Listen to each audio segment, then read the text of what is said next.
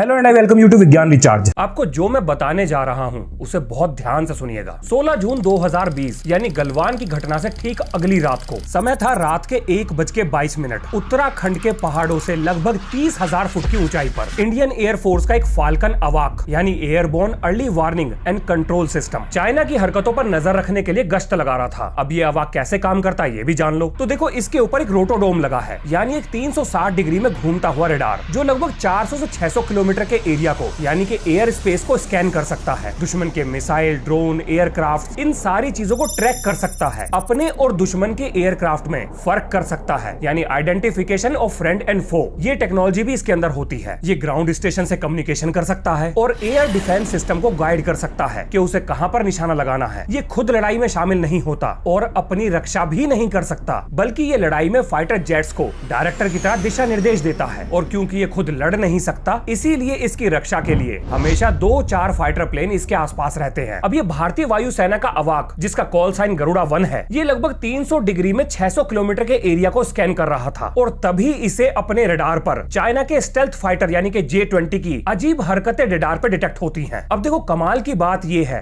कि चाइना के J-20 की हरकतें ग्राउंड बेस्ड रडार डिटेक्ट नहीं कर सकता और यहीं पे अवाक काम आता है, यानी कि हवा में उड़ता हुआ रडार। अब सुबह के 3:16 पर हमारे अवाक के रेडार ऑपरेटर की आवाज आती है, contact detected, bogey at 520 kilometre, 28,000 feet, heading 210 south west, speed mach 1.5। अब इस डाटा का क्या मतलब है? देखो, बोगी का मतलब हो गया दुश्मन देश का प्लेन, 520 किलोमीटर हो गई उसकी दूरी और 28,000 फुट हो गई उसकी ऊंचाई और 210 डिग्री साउथ वेस्ट के डायरेक्शन में वो फाइटर प्लेन मूव कर रहा है। अब ये सारी चीजें ग्राउंड रेडार डिटेक्ट नहीं कर पाया क्योंकि ये फाइटर प्लेन पहाड़ियों के पीछे से आ रहा था और अगर ये पहाड़ियों के सामने भी आ जाता तो इसकी स्टेल्थ कोटिंग यानी जिस रैम का इस्तेमाल इसके ऊपर किया गया था, यानी रेडार एब्जॉर्बिंग मटेरियल का, वो इसे ग्राउंड बेस्ड रेडार से लगभग छुपा ही लेते। और जिन जगहों को ग्राउंड बेस्ड रेडार स्कैन नहीं कर सकता उन्हें ब्लाइंड स्पॉट कहते हैं। लेकिन क्योंकि हवा में अवाक्स मौजूद था तो उसके पावरफुल रेडार ने इसको डिटेक्ट कर लिया। अब अवाक से मौजूद मिशन डायरेक्टर तुरंत एक संदेश भेजते हैं, सुखोई फॉर्मेशन फाल्कन 3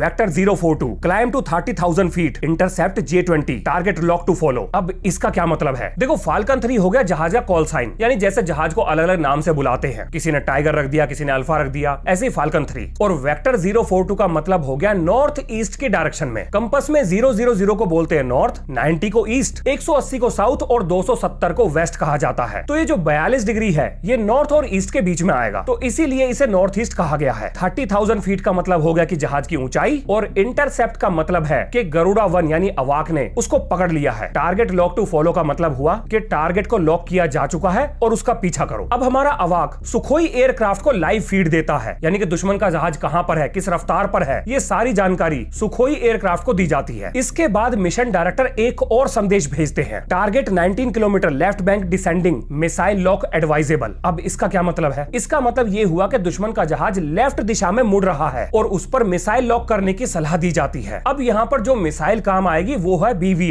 यानी कि बियॉन्ड विजुअल रेंज, यानी कि जो चीज एयरक्राफ्ट के रडार पर दिखाई भी नहीं दे रही, अवाक उसे अपनी सहायता से ट्रैक और टारगेट करने में मदद कर देगा। यानी मिसाइल तो फाइटर प्लेन फायर करेगा लेकिन उसे गाइड करने का काम करेगा अवाक। अब ठीक सुबह के 4:10 पर चीन की तरफ से क्रूज मिसाइल फायर होती है और क्योंकि क्रूज मिसाइल लो एल्टीट्यूड यानी कम ऊंचाई पर चलती है तो ग्राउंड बेस्ड रेडार इसको डिटेक्ट नहीं कर पाता, लेकिन अवाक इसके थर्मल रेडार सिग्नेचर से इसको डिटेक्ट कर लेता है। इसके बाद अवाक से एक और मैसेज भेजा जाता है, low flying object Mach 8, altitude 3000 feet, bearing north east, alert Akash battery. अब इस लाइन का मतलब है कि मिसाइल कहां से आ रही है, कहां जा रही है, किस रफ्तार पर जा रही है और आकाश एयर डिफेंस सिस्टम को अलर्ट मोड पे डाल दिया जाता है। अब ये सारी घटनाएं चल ही रही थी कि तभी भारत का नेत्र यानी कि एक और अवाक जिसे DRDO ने डेवलप किया है वो भी हवा में पहुंच जाता है, जो हमारे देश के ईस्टर्न सेक्टर को संभाल रहा था। अब ये दोनों अवाक एक दूसरे से सिक्योर्ड इनक्रिप्टेड लाइन पर डाटा शेयर करते हैं। अब इनका काम है बैटल को मैनेज करना, यानी कौन सा फाइटर प्लेन किस फाइटर प्लेन के पीछे जाएगा, किसको टारगेट करेगा और कैसे दुश्मन से बचेगा, ये सारा कोऑर्डिनेशन ये दोनों अवाक मिलकर करेंगे। अब ठीक सुबह के 4:44 पर चीन की तरफ से एक इलेक्ट्रॉनिक वारफेयर ड्रोन भेजा जाता है जो हमारे अवाक के रेडार कम्युनिकेशन को जैम करने की कोशिश करता है। तभी रेडार ऑपरेटर चिल्लाता है, जैमिंग बस डिटेक्टेड। इसके बाद इलेक्ट्रॉनिक काउंटर मेजर्स एक्टिवेट हो जाते हैं जिसमें तेजी से रेडार की फ्रीक्वेंसी बदलना, सिग्नल को फिल्टर करना, मतलब कौन सा जैमिंग सिग्नल है और कौन सा एक्चुअल सिग्नल, इन इन दोनों में फर्क करना और डाटा लिंक को रिस्टोर करना, ये सारी चीजें शामिल हैं। अब यहाँ पर आप ये सोच रहे होंगे कि अगर इलेक्ट्रॉनिक बर्स्ट इतनी पावरफुल है तो इसे हमेशा इस्तेमाल क्यों नहीं करते, मतलब बार बार इस्तेमाल करो। तो देखो ऐसा नहीं कर सकते, इसके पीछे कई कारण है। ये दो धारी तलवार की तरह काम करता है, मतलब जब आप दुश्मन के रडार को अंधा बनाने की कोशिश करोगे तो इसका असर आपके अपने रडार पर भी होता है, यानी ना दुश्मन को दिखाई देगा ना आपको कुछ दिखाई देगा। और ऐसा हो सकता है, होगा ही, जरूरी नहीं है। दूसरा, जब ये हाई एनर्जी बर्स्ट डिटेक्ट होती हैं तो दुश्मन को आपकी लोकेशन का पता भी लग सकता है। फिर अगर आप इन्हें बार बार इस्तेमाल करोगे तो दुश्मन का सिस्टम अडेप्ट कर लेगा, यानी कि वो समझ जाएगा कि ये क्या चीज है और इन्हें फिल्टर कर देगा। और ये काम बहुत ज्यादा एनर्जी कंज्यूमिंग है, यानी कि बहुत ऊर्जा खर्च होती है। इसे करने के लिए एयरक्राफ्ट के और बहुत सारी जरूरी चीजों को बंद करना पड़ता है और बहुत छोटे समय के लिए ही ये काम किया जा सकता है, यानी कि आप अपनी सुरक्षा को दांव पर लगाकर अपने आप को बचाने की कोशिश कर रहे हो। इसीलिए ये काम बार बार लगातार नहीं किया जाता, बल्कि सही मौके पर सही टाइमिंग के साथ किया जाता है। अब आगे सुनिए। अब देखो, चाइनीज फाइटर प्लेन को ये तो समझ में आ गया था कि जब तक इंडिया के अवाक्स हवा में हैं, वो कुछ नहीं बिगाड़ सकते। इसीलिए अब चाइना के 2 फाइटर प्लेन भारत के अवाक्स को गिराने के लिए आते हैं। इसके बाद हमारे अवाक्स की सुरक्षा में लगे हुए जो जहाज थे उनसे संपर्क किया जाता है और उन्हें बताया जाता है enemy lock on Garuda 1 detected, missile launch suspected. अब इसका मतलब ये हुआ कि दुश्मन ने गरुड़ा 1 को लॉक कर लिया है और वो मिसाइल लॉन्च कर सकता है। अब क्योंकि अवाक्स अपनी रक्षा नहीं कर सकता, इसलिए भारत के 2 मिराज 2000 अवाक की रक्षा के लिए आगे बढ़ते हैं। अब यहाँ पर एक और मुसीबत आती है। इस टाइम हवा में 27 एनिमी प्लेन हैं, 6 फ्रेंडली फाइटर यानी कि हमारे जहाज हैं, 3 क्रूज मिसाइल हैं और 12 ऑब्जेक्ट्स को लगातार रडार पर ट्रैक किया जा रहा है। इसके अलावा एक जैमिंग अटेम्प्ट को भी फेल किया गया है। अब ये सारी चीजें इकट्ठी डाटा ओवरलोड का कारण बनती हैं, यानी कि अवाक इन सारी चीजों को एक साथ झेलने के लिए नहीं बना, मतलब वो इससे ज्यादा चीजों को हैंडल कर सकता है। मतलब अगर बहुत सारे प्लेन हवा में हैं तो उन्हें ट्रैक कर सकता है, लेकिन एक काम एक टाइम पर जब उसे बहुत सारे काम एक साथ करने पड़ेंगे तो इसे डाटा ओवरलोड कहते हैं। अब यहाँ पर अवाक की रिलेवेंस फिल्टरिंग को एक्टिवेट किया जाता है, मतलब जो काम जरूरी है बस वही करना है। इसके बाद भारत का आकाश एयर डिफेंस सिस्टम चाइना की तरफ से आ रही क्रूज मिसाइल को ट्रैक करके उसे नष्ट कर देता है और अवाक्स की मदद से चाइनीज J-20 फाइटर प्लेन को भी मार गिराया जाता है। और ये जो चाइना का सरप्राइज अटैक था ये लगभग फेल हो गया। सुबह लगभग 6:12 पर युद्ध शांत होता है। भारत के Su-30 बेस पर वापस लैंड करते हैं। भारत का अवाक्स गरुड़ा 1 अभी भी हवा में स्कैन कर रहा है और Su-30 MKI आखिरी एयर पेट्रोल पर है। इसके बाद सुबह दोनों देश आपस में हॉटलाइन पर बात करते हैं और मामला शांत होता है। अब आप ये सोच रहे होंगे कि कमाल है, इस ऑपरेशन के बारे में भारत सरकार चुप, चाइना चुप और हमारी मीडिया को तो इसकी खबर तक नहीं। इस पर कोई चर्चा क्यों नहीं कर रहा है? भाई साहब, चर्चा होगी कैसे आप ये बताओ। अभी 20 मिनट पहले बनाई है ये कहानी मैंने, सॉरी। क्या बात कर रहे हैं?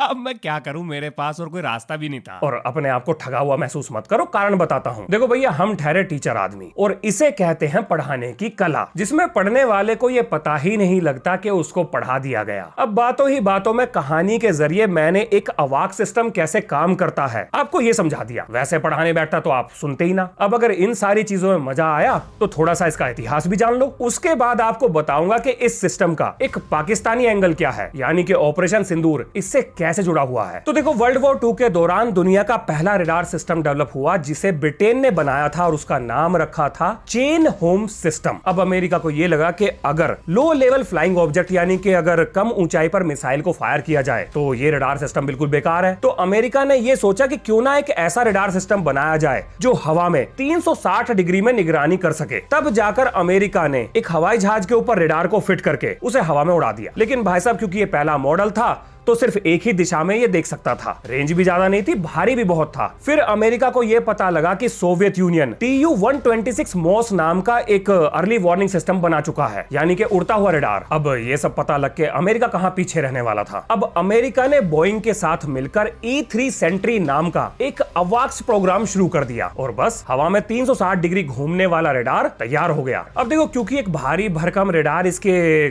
सर पे टंगा हुआ है तो इसे काफी ऊर्जा की जरूरत पड़ती है और ये ऊर्जा इसे जनरेटर की मदद से मिलती है, जो जनरेटर इसके जेट इंजन की मदद से चलते हैं। जब ये रडार डेवलप हुआ तो नेटो देशों ने इसमें मतलब भारी इन्वेस्टमेंट किया और इसे खरीद भी लिया। पैसा किसकी जेब में गया? अमेरिका की। फायदा किसको हुआ? अमेरिका को। भाई साहब, लड़ाई में हमेशा हथियार बेचने वाले को ही फायदा होता है, लड़ने वाले तो हमेशा नुकसान में ही रहते हैं। और अगर आपको इसके बारे में डिटेल जानकारी चाहिए तो मुझे बता देना कमेंट सेक्शन में। मैं एक और अलग से वीडियो बना दूंगा जिसमें आपको ये बताऊंगा कि एक अवाक सिस्टम अंदर से कैसा होता है, उसके अंदर क्या क्या चीजें हैं, वो कैसे काम करता है, बिजली कहां से मिलती है, मतलब उससे जुड़ी हुई ABCD सब कुछ सारी जानकारी आपको मिल जाएगी। अब जो मैंने आपको बताया है इस जानकारी का एक पाकिस्तानी एंगल भी समझ लो। अब जो मैं आपको दिखाने जा रहा हूं वो है एक वीडियो क्लिप, यानी कि पाकिस्तानी एयरफोर्स के रिटायर्ड एयर मार्शल की एक वीडियो क्लिप जिनका नाम है मसूद अख्तर। जरा पहले ये सुनो फिर बताता हूँ। 10 की सुबह को हुआ, बिकॉज मेरी कुछ लोगों से बात भी हुई।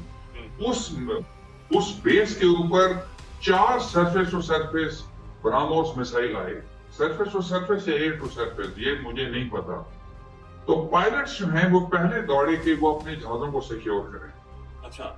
और जैसे ही पहला आया वो जूम करके ऊपर से दूसरा आया, फिर तीसरा आया, फिर चौथा आया, जो कि अनफॉर्चुनेटली बुलारी में डायरेक्टली आके एक हैंगर पे लगा जहां पे कि हमारा एवैक्स खड़ा था, जो डैमेज हुआ, जहां पे शहादतें भी हुई। आज जो हुआ है this should rattle all of us. ये बड़ा मुश्किल वक्त आ गया है जी।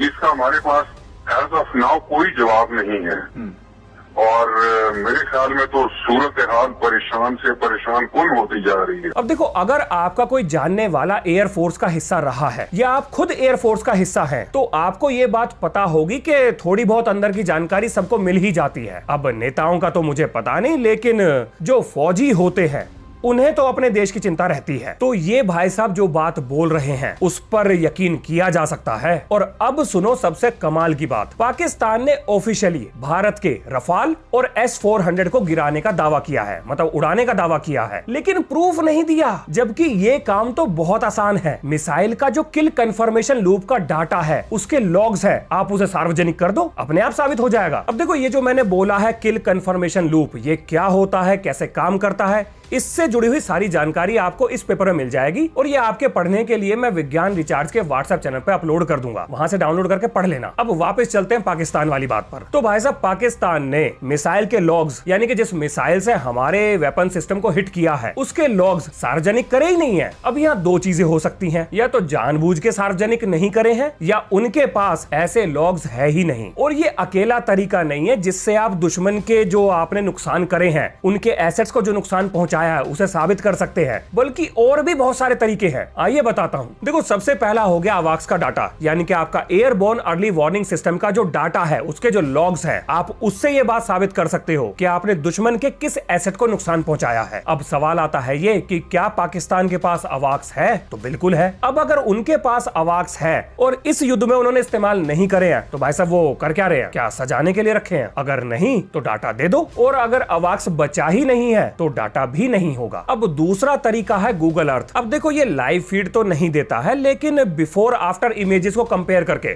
थोड़ा बहुत आइडिया लग जाता है। लेकिन एक तरीका है जिससे कि हमें कुछ और जानकारी मिल सकती है, और वो है fire information and resource management system. ये नासा के द्वारा बनाया गया है। ये हर पल धरती को स्कैन करता रहता है कि धरती पर कहां आग लगी है। इसके डाटा को आप बिल्कुल ट्रस्ट कर सकते हो। और जिस टाइम भारत ने बालाकोट स्ट्राइक या फिर रशिया ने यूक्रेन पर हमला किया था, तो इस पर यह डाटा रिकॉर्ड हुआ था। इसके प्रूफ्स इंटरनेट पर मौजूद है। आप इस वेबसाइट पर जाकर इस समय कहां पर आग लगी हुई है ये देख सकते हो। अब इसमें लाल बिंदु का मतलब है कि कहां पर करंटली आग लगी हुई है। ट्रायंगल का मतलब ये हुआ कि पिछले 24 घंटे में कहां पर आग लगी थी या लग रही है, या आग लगे हुए 24 घंटे हो गए हैं। और नीले डॉट का मतलब है कि कहां पर थर्मल एनोमली है, यानी कि जहां पर आग तो नहीं दिखाई दे रही, लेकिन कुछ ना कुछ तो गड़बड़ है। अब अगर कोई मिसाइल टकराएगा तो जाहिर सी बात है कि हीट सिग्नेचर तो पैदा होगा, और अगर ऐसा हुआ तो ये उसे रिकॉर्ड कर लेगा। मतलब करना तो चाहिए, क्योंकि ये चीज ये खुद भी क्लेम करते नहीं है, बस कहते हैं कि हाँ, मिसाइल का अगर विस्फोट होगा तो ये डिटेक्ट कर लेगा। और ये ओपन सोर्स है, कोई भी देख सकता है। जिस दिन भारत ने हमला किया था, मैं इस पर बैठ के ही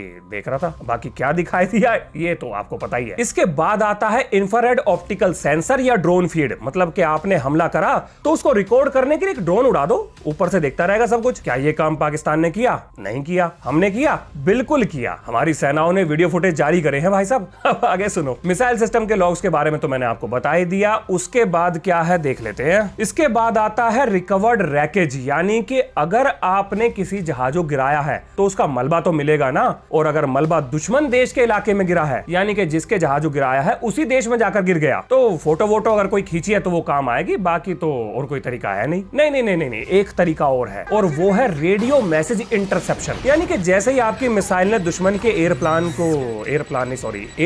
को हिट किया, तो भाई साहब जाहिर सी बात है कि वो पैनिक कम्युनिकेशन तो करेंगे ना, जैसे मेडे मेडे फाल्कन डाउन। तो अगर इस तरह का पैनिक कम्युनिकेशन इंटरसेप्ट हो जाता है तो उसे भी सबूत की तरह इस्तेमाल किया जा सकता है। इसके बाद आता है थर्ड पार्टी कंफर्मेशन। जब भारत ने बालाकोट में स्ट्राइक करी थी तो उस टाइम पर हमारे देश के आसपास बादल बहुत थे, तो बहुत सारी फुटेजेस जो थी वो ढंग से रिकॉर्ड नहीं हो पाई, लेकिन अनऑफिशियल सोर्स की इंफॉर्मेशन बता रहा हूं, इन फुटेजेस को हासिल करने में इजराइल के सैटेलाइट्स ने हमारी मदद करी थी। वैसे इस बात को भारत सरकार ने कभी क्लेम नहीं किया, लेकिन अनऑफिशियल सोर्सेज से ये जानकारी मीडिया में सर्कुलेट कर रही थी। उड़ती उड़ती मेरे सामने भी आई तो मैंने भी पकड़ ली। अब आगे सुनिए। तो जी ये वो कुछ तरीके हैं जिनसे आप ये पता लगा सकते हो कि आपने दुश्मन का कितना नुकसान करा है। अब यहाँ पर सवाल आता है ये कि ये सारी जानकारी सार्वजनिक करने का सबसे बढ़िया समय कौन सा है और क्यों करें सार्वजनिक? तो देखो, साइकोलॉजिकल वारफेयर, यानी कि दुश्मन देश की सेना के मोराल को तोड़ने के लिए, देश की जनता के मोराल को तोड़ने के लिए, या यूनाइटेड नेशंस में अपनी बात को साबित करने के लिए, या अपने साथ जो मित्र मुल्क हैं, जो आपके फ्रेंडली कंट्रीज हैं, उनको ये बताने के लिए कि आपने क्या किया है, ये सारी चीजें काम आती हैं। अब देखो, मैंने आपको बहुत सारी जानकारी बता तो दी, लेकिन हर इंफॉर्मेशन के ना दो पहलू होते हैं। एक वो जो सुनने में अच्छा लगता है, और एक वो जिसे जानबूझकर जब इंफॉर्मेशन परोसी जाती है तो फिल्टर कर दिया जाता है, क्योंकि वो किसी के एजेंडे को सूट नहीं करता। लेकिन मेरा ऐसा कोई चक्कर नहीं है, मैं आपको दोनों पहलू बताऊंगा। ऐसे बहुत सारे कारण हो सकते हैं जब कोई देश दूसरे के नुकसान की जानकारी को सार्वजनिक ना करे, जानबूझ के ना करे। अगर मिसाइल के लॉग्स या फिर अपने रडार के लॉग सार्वजनिक कर दिए जाए तो दुश्मन को आपकी स्ट्रेटेजिक कैपेबिलिटीज के बारे में पता लग सकता है। हो सकता है कि इन सबूतों का इस्तेमाल करके आप पर इंटरनेशनल प्रेशर बनाया जाए कि देखो दूसरे ने हमारा कितना नुकसान कर दिया। अगर आप ये जानकारी सार्वजनिक करते हो तो आपके रडार की रेंज, उसकी ट्रैकिंग कैपेबिलिटीज, वो किस फ्रीक्वेंसी पर काम कर सकता है या कर रहा है, ये सारी जानकारी दुश्मन के हाथ लग जाएंगी, और भविष्य में वो इसको इस्तेमाल करके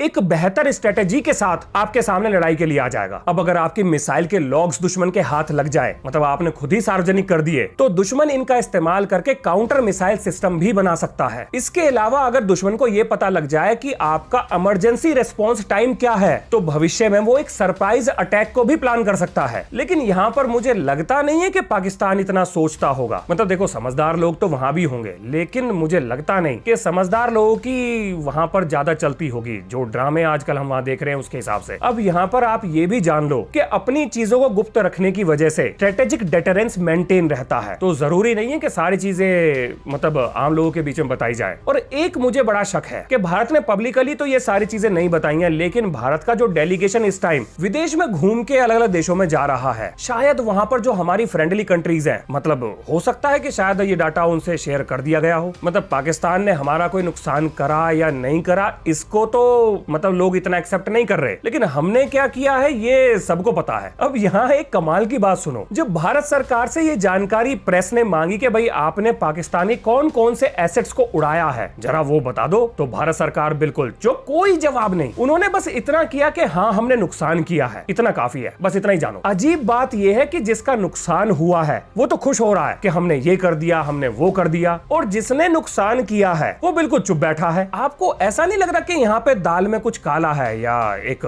काली दाल ही पकाई गई है? अब देखो, मेरे कहने का ये मतलब नहीं है कि मैं भारत सरकार के ऑफिशियल पॉइंट ऑफ व्यू से सहमत नहीं हूँ। मैं तो जी पूरी तरह सहमत हूँ, अपने लिए वही सच है जो हमारी आर्मी ने बोल दिया। लेकिन फिर भी ऐसा लगता है कि बहुत सारी जानकारी ऐसी है जिसे शायद पब्लिक में बताना अभी सही नहीं होगा, इसीलिए छुपाई जा रही है। देखो, वैसे ऑपरेशन सिंदूर के ऊपर मैं एक डिटेल वीडियो प्लान कर रहा हूँ, जिसके बारे में डाटा को पढ़ते पढ़ते लगभग मुझे 2 हफ्ते हो गए हैं, जिसमें अलग अलग जर्नल्स हैं, रिपोर्ट्स हैं, न्यूज़पेपर आर्टिकल्स हैं, मतलब ट्रस्टेड सोर्सेज हैं। और अभी भी मेरा जो डाटा है कलेक्शन वो बढ़ता ही जा रहा है। और ये सारी चीजें पढ़ने के बाद मेरी अपनी खुद की एक थ्योरी डेवलप हुई है इस ऑपरेशन को लेकर। और भाई साहब, अगर जो मैं सोच रहा हूँ ये सच हुआ तो आने वाले सालों में काफी धूम धड़ाका देखने को मिलेगा। और ये जो ऑपरेशन सिंदूर की वीडियो होगी ये मैं विज्ञान रिचार्ज प्लस चैनल पर आपसे डिस्कस करूंगा, तो बिल्कुल तैयार होकर बैठ जाओ, धमाका होने वाला है। तो चलिए, ये है इस वीडियो का अंत, मिलते हैं नेक्स्ट वीडियो में। जय हिंद, जय भारत।